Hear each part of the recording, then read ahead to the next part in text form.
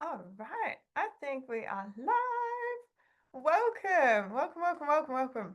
Um, so given that it's Halloween and then dare I say it, Christmas, is only just around the corner, I figured that I would share with you really just some ways that I hack willpower and motivation, so that I can resist these temptations that are around. So all of the Halloween treats and the Halloween candy, all of the Christmas foods. And of course, I share these with my clients, and these are the ways in which my clients all lost weight last year over Christmas, right? And this is the way that I stay lean and really fight cravings like every single day easily. So, but just before we kick off, for those of you who have no idea who I am, I'm Bianca Jane. I'm that plant based queen, and I help women look and feel incredible with foods, habits, and thoughts. Right? That's it. It's crazy. So, given that there are like ample temptations around this time of year, a lot of women struggle resisting the seasonal indulgences, and those who are on a weight loss journey will typically, what I notice, excuse me, is they use the wrong force to pull through, which is willpower. We've all heard of willpower. The problem with willpower is that it's a short-term resource.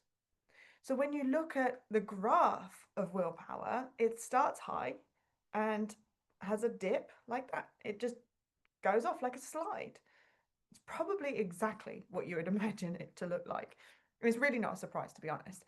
But I can't tell you how many things I've started with very good intention to continue. I mean, growing up, like I wanted to be a better person, right? For example, uh, in my teens, I knew that I wanted to be a better version of me. And I knew that, and it's a very small step, so don't judge.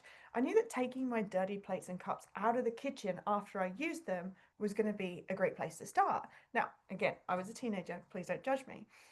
I made this New Year's resolution that I wanted to change. I really, really did. I really wanted to. And I had this willpower, I had this motivation. I'm going to change this time. This time's going to be different because I really feel it and I really mean it. I couldn't tell you how much I wanted truly for change.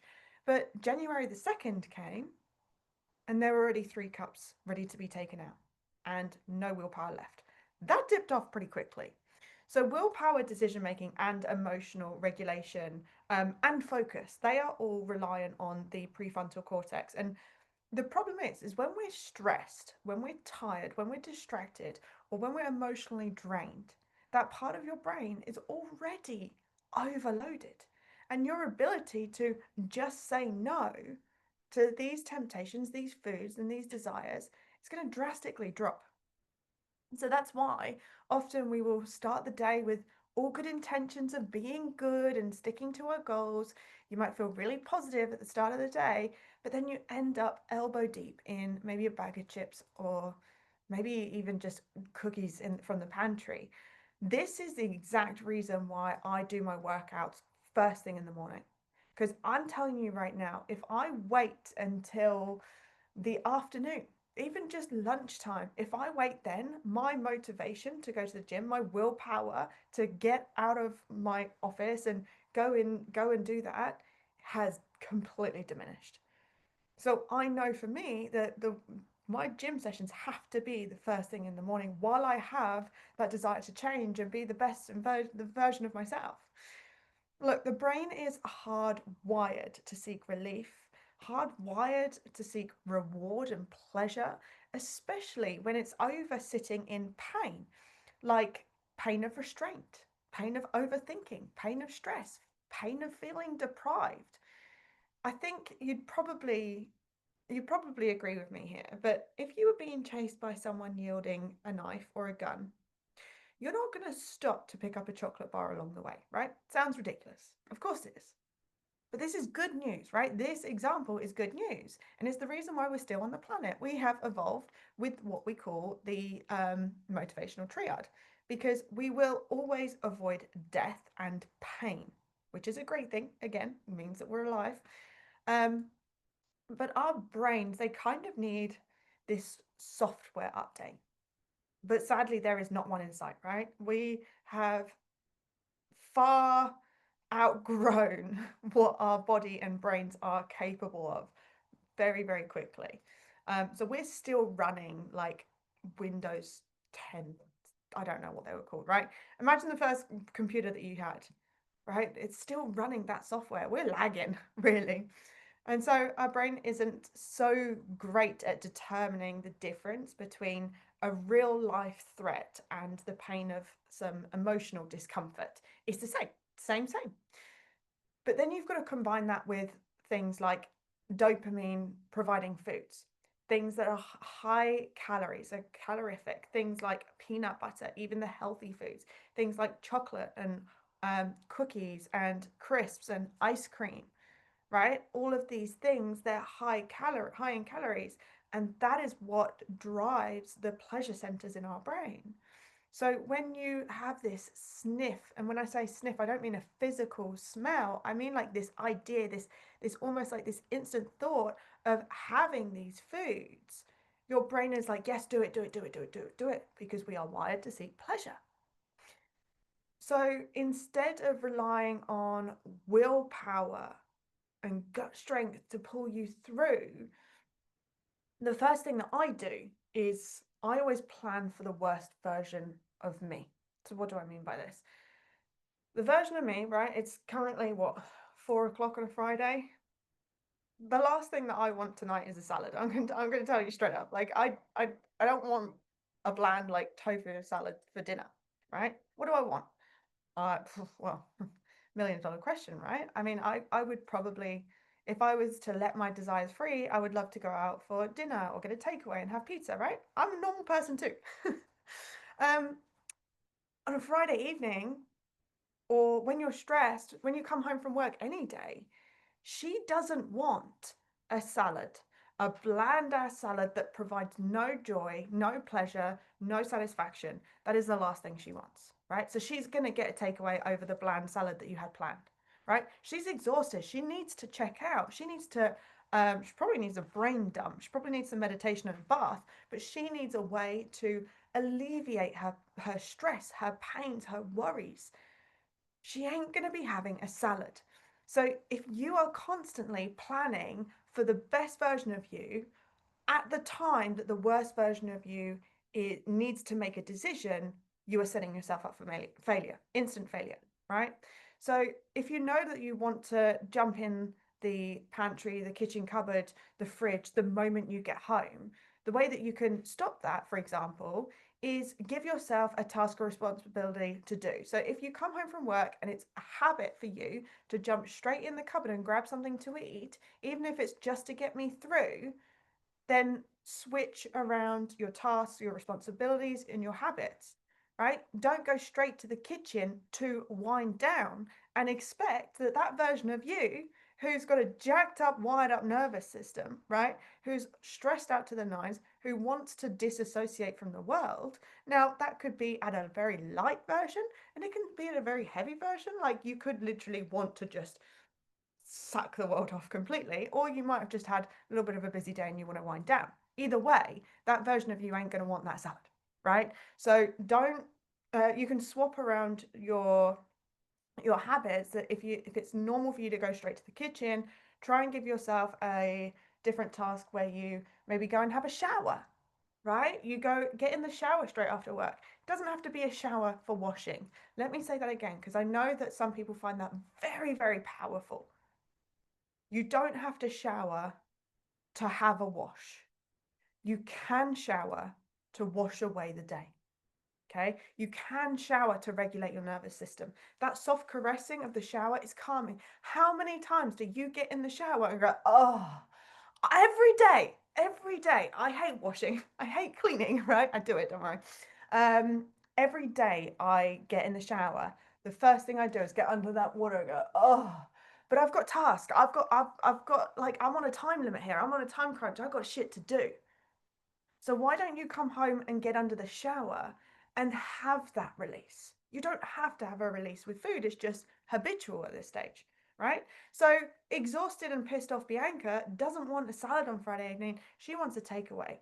Don't leave it to chance and plan for that, because 100% of the time, or maybe 90% of the time, she is going to choose foods that give her the emotional freedom, the emotional release that she needs, right? Have food ready, or maybe even two restaurants that you can trust yourself in. You know the menu, you know exactly what you're going to order, and that's going to be the healthiest option for you, for that version of you, right? I think we think about diet plans as, or being on a diet or a weight loss journey, as this huge, like, you have to be restricting, and we see that separately to us, like, indulging and binging and emotional eating. We think that that part of us is our lack of willpower and lack of discipline. That's actually just a symptom from the diet itself, okay? It's not you, like, that's not a you problem. That's a symptom of the diet being fucking shit. Excuse my French, right? So the diet that you are putting yourself on is creating that. So that actually moves on to my second point. And I'm going to go out on a whim here.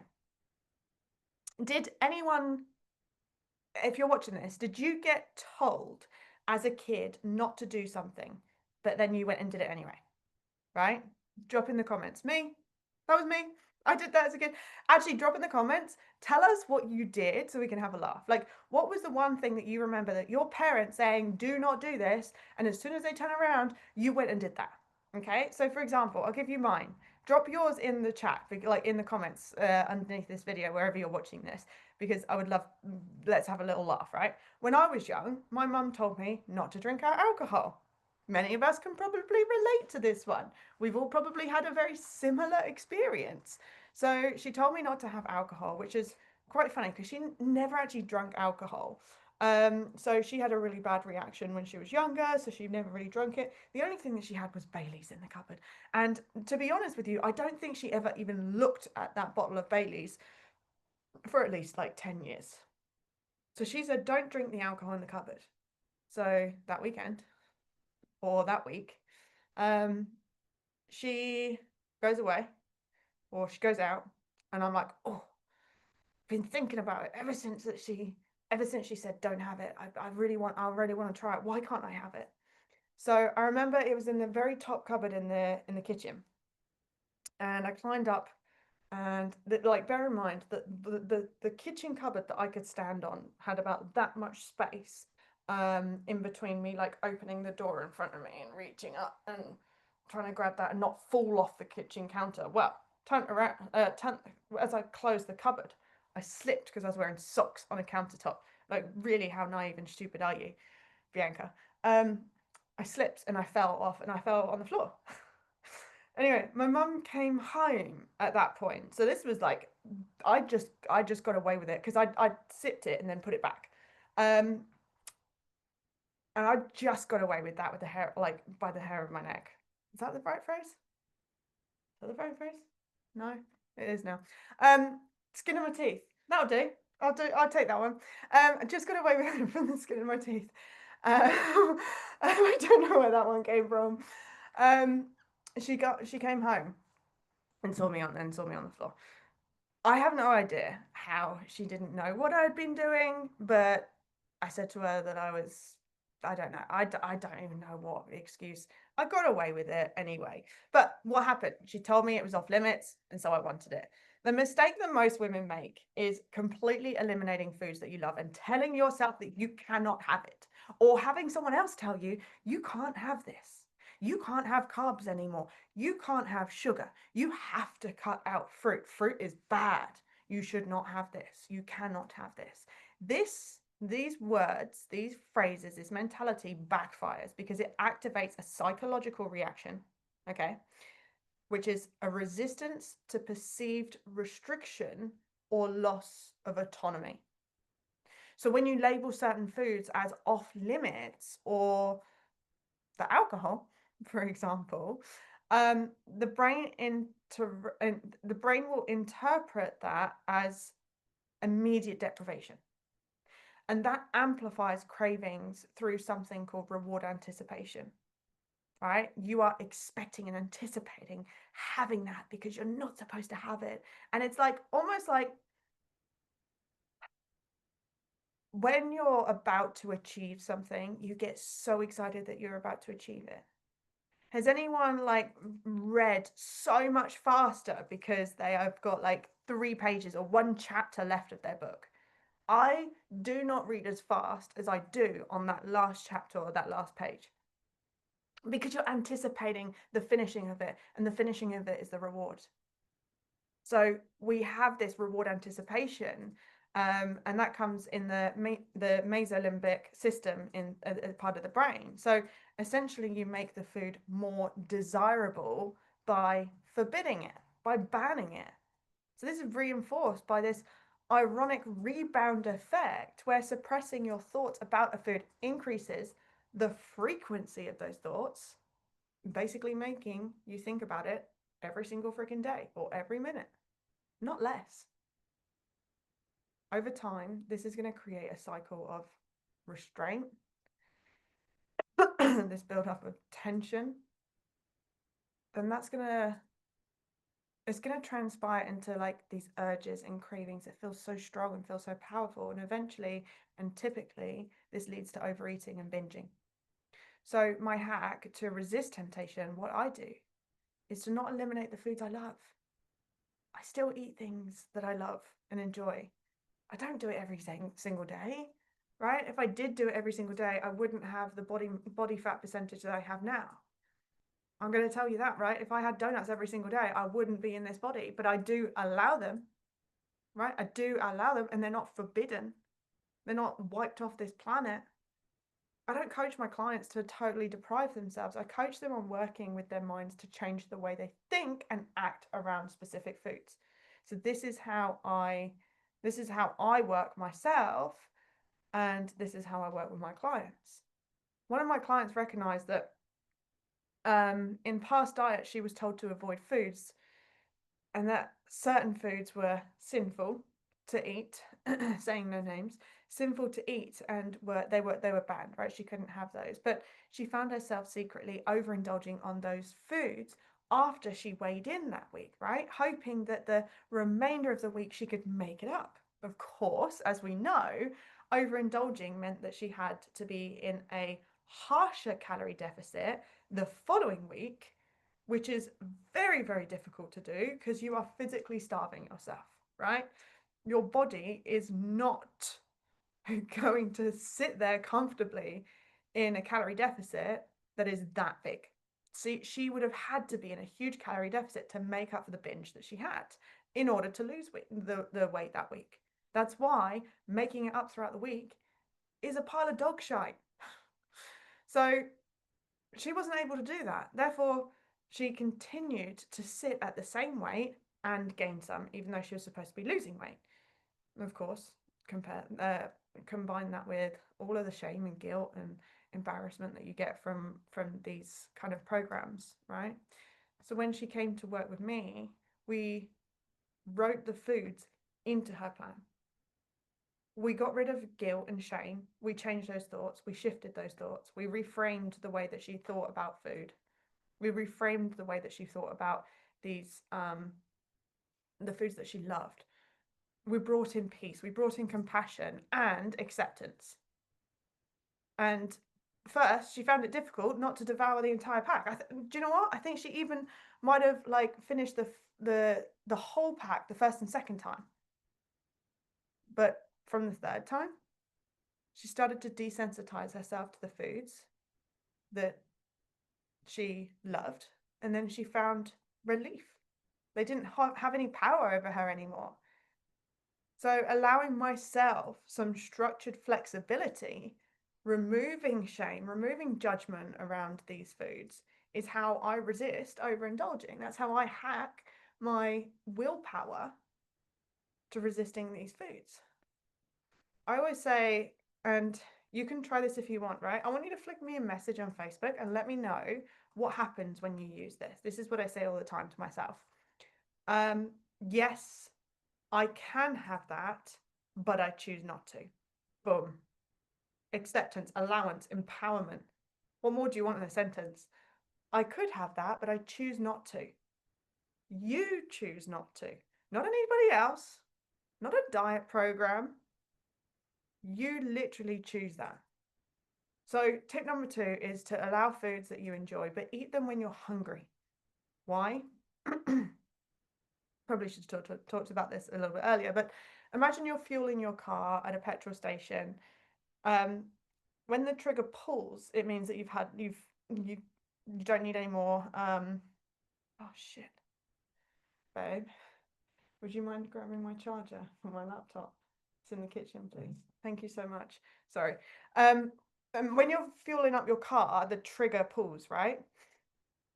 So it stops. It's like a safety mechanism. That means that your car has reached its maximum threshold of petrol, or gas. So sometimes I give it a little nudge to hit like a £60 mark, right? Nobody wants a gas receipt at £59 and 64p, right? Am I the only one? Am I literally, tell me now, am I the only one that likes to, sorry, don't mind us, thank you so much. Am I the only one that likes to hit that like specific number when you're filling up your petrol in your car? So I would just override that little nudge, like just nudge, nudge, nudge. But I knew that my car has already hit its maximum feel. If I override the safety trigger, it will overflow. So this is how I treat overeating. You'll have a snack, maybe mid-afternoon, for example, that might fill you up, that might fill up the tank, but you actually only need a little bit, so that's fine. But then after that, because you've had a taste of sugar, you're now maybe grabbing a few cookies, some more of those Halloween foods that we were talking about that you are struggling to resist. You've already given your tank that nudge nudge with each one of those that follows. And now you risk overflowing. Now, thankfully, we don't usually overflow. Sometimes people do. But either way, if you're eating these foods when you're not hungry, you're just spending money on fuel that's not even going in the tank. Does that make sense? I hope that resonates. I hope that lands. Um, my third point is to fill up first and then maybe have it later. Fill up first, maybe have it later. So remember I talked about how we're hardwired to seek pleasure. Well, the second the thought of having a sugar rush or a glass of wine pops into your head, you are like a ticking time bomb. In moments, you are going to explode if you don't have that fix. You're right. You've had the idea, you've had the feelings, you've had the thoughts, and now you really, really want it. It's like going from 0 to 10. I was catching up with a friend recently, and I met her at one of my favorite cafes, and it's my favorite because they have the most delicious vegan donuts like ever. Yeah, I love donuts, okay? Anyway, they're huge, they're soft and squidgy, and they've got loads of toppings, and they do loads of flavors. They're like Oreo, Biscoff, like mango meringue. They do mango, it's like a mango something, and then they also have a lemon meringue. Oh, they just got so many flavors. It's delicious. Stupidly delicious. Well, actually, stupidly, what is stupid is my fourth point, which is don't go to place with those temptations. Don't go into places where you know they do your favorite foods or your favorite snack or your favorite treat. Avoid those, right? You can always meet up at a friend's house. You can always meet up and go for a walk. You don't have to go and sit in the place that you love and pretend like you went in there with all this willpower when you know damn right that you're going to give in. Anyway, so I met my friend in there, and as we were queuing up, right next to the donuts, of course, because you don't queue anywhere else in a cafe, do you? You have to queue up right next, like they're under your nose, you can smell them. We were queuing right up next to these donuts, and I immediately thought, oh, I'll grab a donut as well. I'm here, treat yourself, that shit. But then I implemented this one tool, this one technique, and essentially walked out of there with having just drunk a coffee and feeling happy and not deprived. So even though my friend grabbed a croissant, don't ask me why the hell she didn't have a donut. Anyway, incredible donuts. I said to her, I'll grab a coffee and I'll come back later for a donut. I'm going to enjoy a donut and I want to come back later. Subconsciously, or maybe consciously, I kind of know that by 2 p.m. they usually sell out. Don't ask me how I know all of this information, okay? I think it's obvious how I know all this information. Anyway, I obsess over these donuts sometimes. They usually sell out by 2 p.m. But I said to myself, yeah, I'm going to allow myself one, rule number one, right? I'm allowing, rule number one. But I'm going to have it later, rule number three. I actually also implemented rule number two by making sure that I had lunch because I was planning for the hungry version of me that was going to be tempted for the food before I left. So I was already full. So I had my coffee and I promised myself, I promised the donuts, later donuts, after I go shopping, I'm going to enjoy you properly and I'm going to come back and I'm going to maybe even buy my boyfriend one too. And if he doesn't want it, that means I get two. So we had our catch up. I left absolutely fine because I knew I was going to have it. I knew I could build up that anticipation and that excitement. I get to have a donut in a bit because I'm allowing myself it. And on the way home, a few hours later, that urge had dissipated. I decided the urge has gone down. It's died down. It's not like this magnetic pull anymore. It wasn't that strong anymore. So I decided, hang on a minute, I don't need it and I don't actually want it anymore. When I was in the cafe, the smells and the sights, they were so powerful and they were triggering that part of my brain that says, oh, have the sugar, have the sugar. But by simply allowing it to happen and then delaying the gratification, I did more than save the calories. I showed my brain how to not give in instantly to that instant gratification. So the third way I hack my willpower to easily resist temptations is to pause between the urge and eating it. Okay? Let me know if this is landing. Just type landing in the chat, whether you're watching on replay or live. Type in landing because I can't see anyone. I can't see you guys. I've got like this other Facebook page up. So to recap, rule number one is to, what was it? Plan for the best version of you. You need to have her back. Planning ahead isn't restriction. It is compassion. It is support. You're basically saying, girl, I got you, right? Let me make a conscious, logical decision while I can now, while I have the capacity. So you, over there, who's totally done with life, hates her boss, right? Wants to just drown herself in a bottle of wine. She doesn't need to make a decision. I gotcha. Right? I gotcha. And I know that you don't want a salad, babe. Right? I know that you don't want a salad. I know that having plain tofu and a salad is boring. I also know that cooking a lasagna on a Friday night is the last fucking thing that you want to do. So do you know what, babe? I got your back. We're going to go to some restaurants. You don't need to think about it. We're going to go to X, Y, and Z. If you go to X, you're going to have this because you know what the menu's like. If you go to Y, you know you're going to have this. Or if you go there, you've got a little bit of flexibility. You've got a little bit of spontaneity. But I've already pre-chosen that that's what your choices are.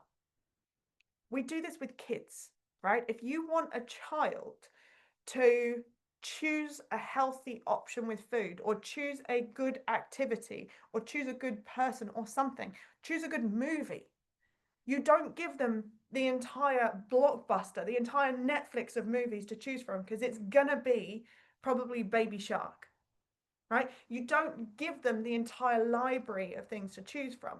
You give them A, B, or C.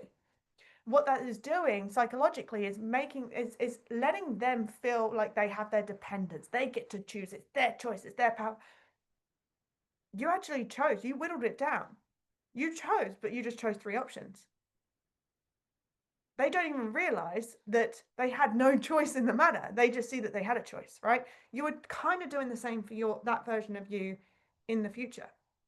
What you're doing is you're saying, okay, have A, B, or C. So you're giving yourself some flexibility so she doesn't feel deprived. You're acknowledging the fact that she probably doesn't want to cook, right? She's exhausted.